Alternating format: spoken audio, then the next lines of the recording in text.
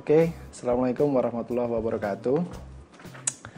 Ketemu lagi dengan saya, Bondan Priastomo. Saya seorang praktisi arsitek. Saya juga lulusan dari Teknik Arsitektur dan juga Urban Design.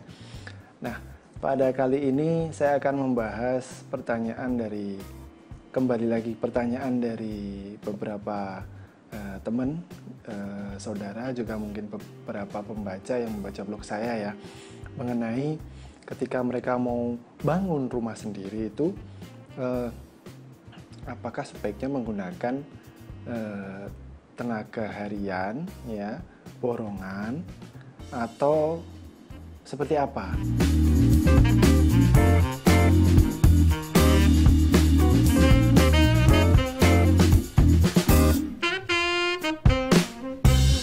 Nah, saya kali ini akan mencoba jabarkan ya apa itu tenaga harian dan borongan ya, atau kemungkinan lainnya ya. Jadi yang pertama adalah mengenai tenaga harian ya. Tenaga harian itu maksudnya adalah ketika Anda ingin membangun rumah atau membangun sebuah properti bangunan ya, itu Anda secara langsung menghandle jalannya pembangunan. Yang dimaksud tenaga harian adalah tenaga kerja yang dibayar harian langsung oleh Anda. Nah, ketika itu dibayar langsung oleh Anda, artinya adalah Anda harus selalu mengawasi jalannya pembangunan tersebut, ya. Jadi definisi tenaga harian adalah ketika Anda membayar langsung tenaga kerja yang melakukan pembangunan di rumah Anda, sebut saja mungkin tukang ya, dan lain-lain, itu Anda yang membayar langsung, Anda yang menghitung setiap hari, dan Anda yang menyerahkannya. Nah, walaupun mungkin di project biasanya bayaran mereka itu diserahkan 1 minggu sekali pada hari Sabtu, rata-rata seperti itu. Nah, yang menyerahkan siapa? Ya Anda sendiri. Yang menghitung siapa? Ya Anda sendiri. Ya, yang mengeluarkan duit tentu Anda sendiri. Ya, seperti itu. Nah, itu definisinya tenaga harian. Kemudian ketika Anda ingin menggunakan tenaga harian ini, ya, itu mungkin ada beberapa pertimbangan yang harus Anda perhatikan. Ya, yang pertama mungkin dari segi waktu. Dari segi waktu, ketika Anda menggunakan tenaga harian yang Anda bayar langsung setiap hari, itu pastikan bahwa Anda mempunyai waktu untuk mengawasi jalannya pembangunan rumah Anda, jalannya pembangunan properti Anda. Karena kalau tidak, Anda tidak akan tahu bahwa si tenaga kerja ini masuk atau tidak pada hari itu. Ketika pada hari Anda tidak mengawasi, dia ini masuk atau tidak. Yang kedua, pada hari Anda tidak mengawasi, dia ini bekerja secara efektif atau tidak. Ya, seperti itu. Jadi, pastikan Anda punya waktu luang untuk mengawasi jalannya pembangunan. Ya. Ketika Anda tidak punya waktu luang, saya tidak sarankan Anda menggunakan tenaga harian. Karena bisa Anda bayangkan sendiri, ketika Anda tidak mengawasi, siapa tahu mereka tidak bekerja dengan baik, atau ternyata mereka membolos dan sebagainya. Nah, seperti itu. Menggunakan tenaga harian, pertimbangannya dari segi waktu seperti itu. Ya. Kemudian mengenai biaya, pertimbangan berikutnya adalah biaya. Kalau Anda menggunakan tenaga harian, Anda bisa tahu berapa biaya yang Anda keluarkan untuk mereka. Ya, biayanya berapa, totalnya berapa. Nah, Anda bisa mengirit biaya dengan cara mengontrol berapa orang yang kerja, ya, mengontrol seberapa cepat mereka kerja, ya, mengontrol penggunaan material secara efektif. Itu bisa menghemat atau mengirit biaya pembangunan rumah Anda. Seperti itu. Hanya saja ada kendala yang perlu diperhatikan seperti ini. Ketika Anda menggunakan tenaga harian, artinya adalah tiap hari Anda membayar mereka, walaupun akumulasi pembayaran ada di akhir minggu. Perhatikan ketika hari itu terjadi hujan. Pada waktu musim hujan, bisa saja pekerjaan itu terhenti sampai setengah hari karena pada saat siang hari sampai sore hujan terus-menerus dan pekerjaan tidak bisa dilanjutkan. Apakah Anda hanya membayar setengah hari? Tidak. Anda membayar full 1 hari kepada tenaga kerja tersebut karena mereka tetap ada di situ. Kita tidak bisa membayar separuhnya. Nah, ketika terjadi seperti itu, artinya adalah itu Anda akan membayar lebih daripada apa yang seharusnya Anda dapat. Ya, seharusnya Anda dapat sekian, ternyata karena hujan, karena faktor cuaca dan sebagainya, akhirnya tenaga kerja tidak kerja. Seperti itu. Juga bisa saja pekerjaan itu si tukangnya kurang efektif. Itu bisa saja terjadi seperti itu. Nah, kemudian yang ketiga adalah dari segi kepuasan.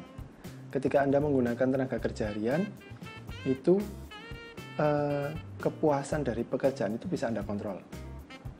Ya, karena Anda mengawasi jalannya pembangunan rumah Anda, sehingga ketika ada kesalahan Anda langsung bisa mengoreksi dan itu langsung bisa dibenerin.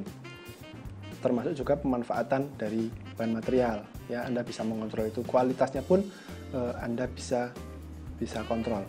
Syaratnya adalah Anda harus tahu pengetahuan tentang bagaimana menghandle atau manajemen proyek. Anda menggunakan tenaga harian tapi Anda tidak mempunyai kemampuan untuk manajemen proyek, dikhawatirkan Anda malah akan merugi karena Anda tidak tahu. Ya, yang pertama adalah Anda punya waktu luang, yang kedua adalah Anda harus mengetahui tentang manajemen proyek. Seperti itu. Itu kalau Anda menggunakan tenaga harian. Ya. Kemudian yang kedua, borongan. Nah, ini borongan. Borongan ini ada dua.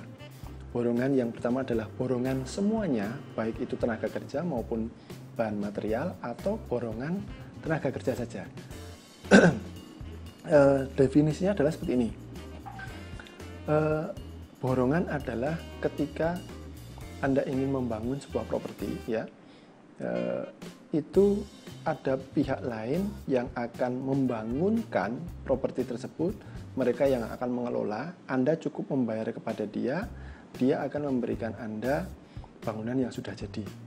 Ya, istilahnya Anda bayar, bangunan Anda tahu-tahu jadi, Anda bisa menempati. Seperti itu.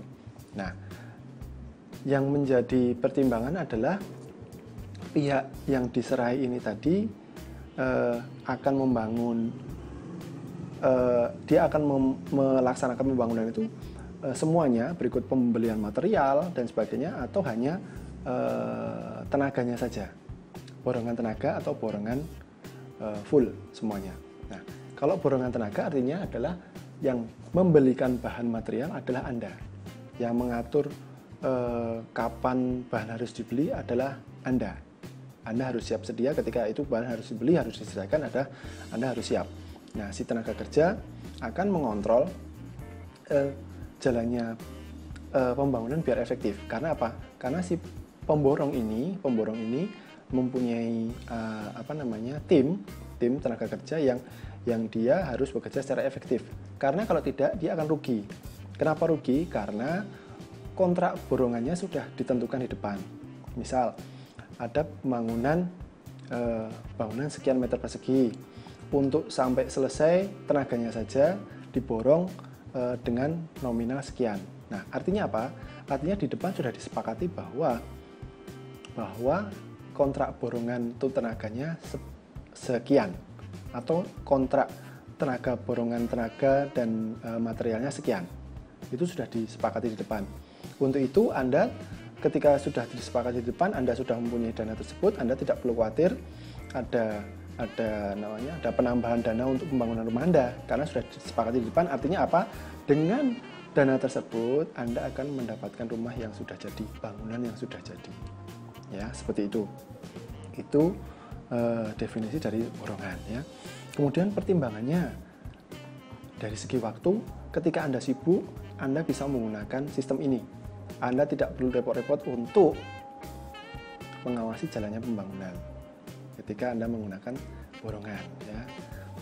Kalaupun Anda menggunakan borongan tenaga, berarti Anda cukup menyisihkan waktu untuk membelikan material. Seperti itu ya. Itu ketika Anda menggunakan borongan. Dan dari segi waktu, borongan ini biasanya lebih efektif, lebih efisien, lebih cepat. Jadi si pemborong akan lebih untung. Jadi malah bangunan Anda akan semakin cepat jadi semakin baik. Ya, meskipun ada waktu-waktu tertentu yang harus dipenuhi oleh sifat kimiawi dari bahan material yang nggak boleh dilanggar. Ya harus kering dulu misalkan ya. Itu nggak bisa masih basah langsung ditimpa dan sebagainya. Ada waktu-waktu tertentu itu menjadi toleransi. Kemudian dari segi biaya. Dari segi biaya Anda sudah ditentukan dari awal bahwa ada kontrak bernilai sekian. Artinya Anda tidak repot-repot untuk khawatir bahwa nanti ada tambahan sekian-sekian untuk pekerjaan-pekerjaan lainnya. Ya, ketika itu sudah dirinci, ada pekerjaan A, B, C, D, E sampai selesai di sebuah draft namanya rincian anggaran biaya atau RAB, itu sudah dirinci dan Anda tinggal membayar sebesar dari RAB tersebut, biaya RAB tersebut, walaupun untuk pembayarannya nanti dibagi-bagi menjadi beberapa tahap tergantung dari si pemborong masing-masing. Ya, itu dari segi biaya Anda tidak perlu khawatir adanya pembengkakan, kecuali Anda memang ingin menambah pekerjaannya. Tapi kalau tidak, dari awal memang sudah seperti itu. Ya. Nah, kemudian dari segi biaya lagi yang perlu dipertimbangkan adalah karena Anda menggunakan jasa pihak pemborong, Anda mesti memberikan fee. Ya. Ada beberapa pemborong yang meminta fee tambahan berbeda ya di luar kontrak borongannya. Itu untuk jasa dia membangunkan rumah Anda. Itu adanya jasa atau fee-nya sekian. Berapa fee-nya itu tergantung dari masing-masing pemborong. Ada yang sekian persen atau sekian persen. Nah, itu bisa dinego dari si pemborong sendiri. Seperti itu. Kemudian dari segi kepuasan. Nah, dari segi kepuasan ini tergantung dari pemborong yang Anda pilih. Tergantung dari kontraktor yang Anda pilih. Nah, kalau kontraktor ini bagus, amanah, tanggung jawab, dia akan membuat bangunan Anda benar-benar berkualitas, ya, minimal sesuai dengan standar nasional Indonesia atau standar SNI atau standar dari gambar desain yang diberikan ke dia. Tapi kalau tidak, karena dia borongan, dia tentu akan mencari untung yang sebanyak-banyaknya. Nah, ketika dia tidak amanah, dia akan mencari untung sebanyak-banyaknya sehingga bisa saja material yang dipakai kualitasnya berkurang. Pengerjaan yang dikerjakan itu kualitasnya tidak baik, bisa saja seperti itu. Nah, di sini perlu kejelian Anda untuk memilih kontraktor atau pemborong yang amanah, yang bisa dipercaya, yang bisa melaksanakan pembangunan properti Anda dengan baik. Seperti itu. Kualitasnya bergantung dari pemborong atau kontraktor yang Anda pilih. Nah, lalu apakah ada opsi lain? Ya, saya tidak punya waktu, tapi saya tetap memastikan kualitas bangunan saya sangat-sangat bagus dan saya bebas kapan saja bisa merubah kontraknya, tidak perlu kontrak. Ada, yaitu namanya sistem cost and fee. Nah, apa sistem cost and fee ini? Definisi dari sistem cost and fee adalah ketika Anda ingin membangun rumah atau membangun properti dengan pihak lain, ya, tapi pihak lain tersebut melaksanakan pembangunan tersebut sesuai dengan kehendak Anda. Berapapun biaya yang dikeluarkan dari adanya pembangunan tersebut, pembelian material, kemudian tenaga kerja, itu akan dibebankan langsung kepada Anda. Lalu apa keuntungannya si pelaksana ini? Dia akan mendapat prosentase dari nilai pembangunan rumah Anda. Misalkan pembelian material 10.000, tenaga kerja 10.000, totalnya 20.000. Dia minta 10% dari totalnya. Berarti dari 20.000 itu 10%-nya berapa? 2.000. Dia akan mendapat 2.000. Jadi semakin besar biaya yang Anda keluarkan untuk rumah Anda, semakin besar dia akan dapat. Tapi Anda bisa memastikan bahwa kualitas bangunan Anda itu bagus. Ya, memastikan bahwa bahan bangunan, bahan material yang dipakai bagus, memastikan bahwa setiap kali Anda ingin merubah tidak akan ada masalah. Berbeda dengan borongan, ketika Anda merubah harus sedikit ribet karena ada perjanjian ulang, ada perjanjian tambah kurang pekerjaan dan sebagainya. Ya, tapi kalau cost and fee, sewaktu-waktu Anda ingin berubah ini itu, Anda langsung bisa kontak ke pelaksana dan akan langsung dilaksanakan. Tidak ada masalah. Yang penting adalah nanti ada laporan bahwa biayanya untuk pembelian bahan sekian, pembayaran tenaga kerja sekian. Nah, pertimbangannya dari segi waktu. Dari segi waktu itu pertimbangannya adalah ketika Anda sibuk, Anda bisa tidak ada masalah, Anda langsung bisa menyerahkan kepada si pelaksana dan bisa menjadi efisien karena tidak akan molor. Seperti itu. Dari segi waktu ya. Jadi kalaupun Anda sibuk, Anda bisa menyerahkan itu kepada pelaksana.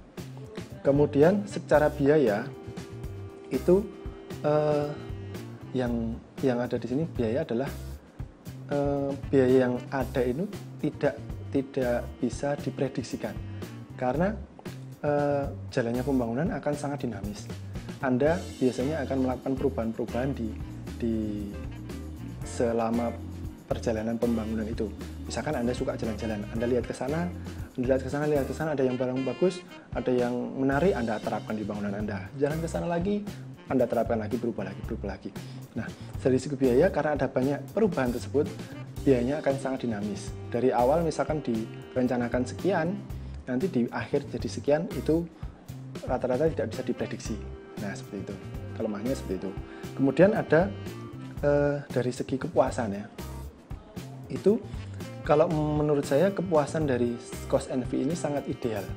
Karena Anda benar-benar bisa mengatur kualitas dari bangunan Anda.